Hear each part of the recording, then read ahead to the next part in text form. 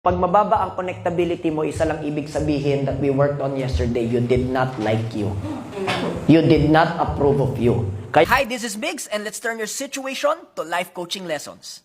And connectability is what? How you get to be comfortable with people.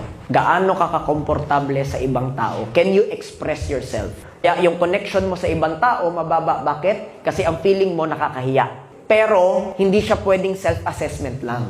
Kailangan nabibigyan ng feedback ng ibang tao. Anong itsura ng low connectability based on feedback? No eye contact. Laging nakayuko. Nahihiya mag-share. Alam niya naman yung sagot pero hindi niya masabi. That's low connectability. Ano yung high connectability? Hindi kailangan magaslaw or hindi kailangan mayabang. Are we clear? Ang kailangan lang can do eye contact. Kailangan is what? Can be comfortable with conversations. That's connectability.